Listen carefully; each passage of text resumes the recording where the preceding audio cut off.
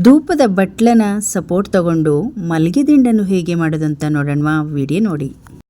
ಒಂದು ಮಲ್ಲಿಗೆ ದಿಂಡು ಹಬ್ಬಕ್ಕೆ ಏನಾದರೂ ಪೂಜೆಗೆ ತಗೊಳ್ಬೇಕಂದ್ರೆ ಸಾಕಷ್ಟು ದುಡ್ಡಿರುತ್ತೆ.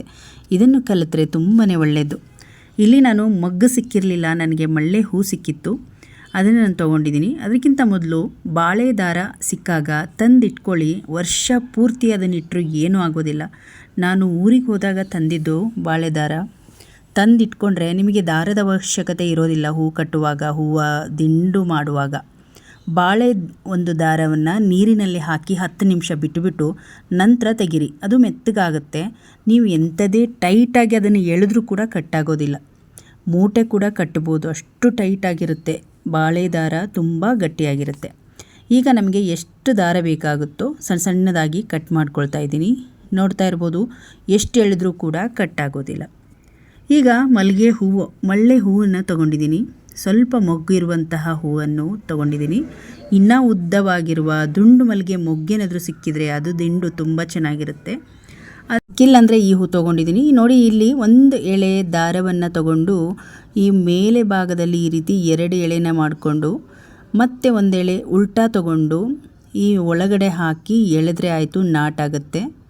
ನೋಡ್ತಾ ಇರ್ಬೋದು. ಇನ್ನೊಂದು ಸಲ ಈ 2 ಎಳೆ ಮಧ್ಯದಲ್ಲಿ ನೋಡಿ ಮೇಲೆ ಹಾಕ್ಕೊಂಡು ಒಳಗಡೆ ದಾರವನ್ನು ತಗೊಂಡ್ರೆ ಟೈಟ್ ಆಯಿತು. ಈಗ ನಿಮಗೆ ಬೇಕಾದ ಹೂವನ್ನು ಈ ರೀತಿ ಜೋಡಿಸ್ಕೊಂಡು 2 3 ಹಾಕಿ ಈ ರೀತಿ ಮಾಡ್ತಾ ಹೋಗೋದಷ್ಟೇ.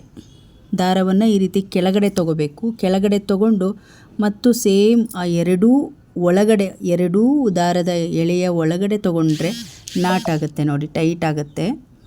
ತುಂಬ ಸುಲಭ ಇದು. ನಿಧಾನವಾಗಿ ಮಾಡಿದರೆ ಗೊತ್ತಾಗುತ್ತೆ.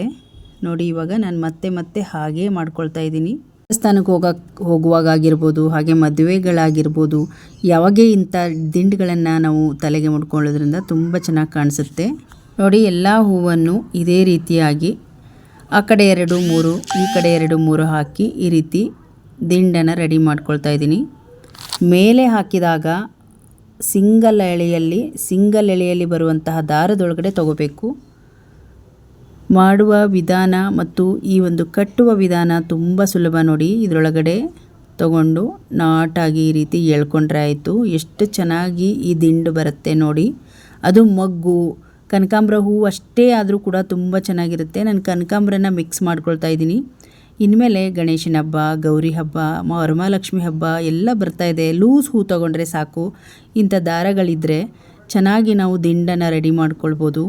ಒಂದು ದಿಂಡಿಗೆ 60-70 ರೂಪಾಯಿ, 100 ರೂಪಾಯಿ ಎಲ್ಲ ಇರುತ್ತೆ. ಹಾಗಾಗಿ ನಾವೇ ಮಾಡಿಕೊಂಡ್ರೆ ತುಂಬ ಹೂವು ಒಂದು ತೊಗೊಂಡು ಬಂದರೆ ನಾವೇ ಮಾಡ್ಕೊಳ್ಬೋದು. ನಾನಿಲ್ಲಿ ನನ್ನ ಮಗಳಿಗೆ ನೋಡಿ, ಈ ರೀತಿಯಾಗಿ ಉದ್ದ ಜಡೆ ಇದೆ ಅವಳಿಗೆ. ಉದ್ದ ಕೂದಲಿರೋರಿಗೆ ಈ ರೀತಿ ದಿಂಡನ್ನು ಮಾಡಿ ಮುಡಿಸಿದರೆ ತುಂಬ ಚೆನ್ನಾಗಿ ಕಾಣಿಸುತ್ತೆ. ಏನಾದರೂ ಮದುವೆ ಪ್ರೋಗ್ರಾಮ್, ಏನಾದರೂ ಫಂಕ್ಷನ್ ಇದ್ದಾಗ ಈ ರೀತಿ ಯಾರಿಗಾದರೂ ಅಷ್ಟೇ ಉದ್ದ ಕೂದಲಿದ್ರೆ ತುಂಬ ಚೆನ್ನಾಗಿರುತ್ತೆ ದಿಂಡು. ನೋಡಿ, ಎಷ್ಟು ಚೆನ್ನಾಗಿ ಕಾಣಿಸುತ್ತೆ. ಅದರಲ್ಲೂ ಈ ಹೂವು ಅರಳು ಹೋಗ್ಬಿಟ್ಟಿದೆ, ಮೊಗ್ಗಾದರೆ ಇನ್ನೂ ಚೆನ್ನಾಗಿ ಕಾಣಿಸುತ್ತೆ. ಸುಲಭ ವಿಧಾನದಲ್ಲಿ ಎಲ್ಲರೂ ಕೂಡ ಈ ದಿಂಡನ್ನು ಮಾಡ್ಬೋದು. ಅದರಲ್ಲೂ ಈ ಬಾಳೆ ದಾರ ಸಿಕ್ಕಿದರೆ ಮಾತ್ರ ತುಂಬ ಚೆನ್ನಾಗಿ ಇರುತ್ತೆ. ನಾರ್ಮಲ್ ದಾರದಕ್ಕಿಂತ ಬಾಳೆ ದಾರದಲ್ಲಿ ಈ ದಿಂಡು ತುಂಬ ಚೆನ್ನಾಗಿರುತ್ತೆ. ದೇವಸ್ಥಾನಕ್ಕೂ ಕೂಡ ಕೊಡ್ಬೋದು.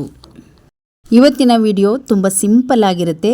ಈ ವಿಡಿಯೋ ನಿಮಗೆ ಇಷ್ಟ ಆದರೆ ಒಂದು ಲೈಕ್ ಮಾಡಿ, ಈ ವಿಡಿಯೋವನ್ನು ಶೇರ್ ಮಾಡಿ. ಇನ್ನಷ್ಟು ವಿಡಿಯೋಗಳಿಗಾಗಿ ನಮ್ಮ ಫೇಸ್ಬುಕ್ ಪೇಜ್ ಹಾಗೆ ಯೂಟ್ಯೂಬ್ ಚಾನಲನ್ನು ಸಬ್ಸ್ಕ್ರೈಬ್ ಮಾಡ್ಕೊಳ್ಳಿ.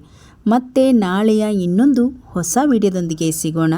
ಅಲ್ಲಿಯವರೆಗೂ ಧನ್ಯವಾದ.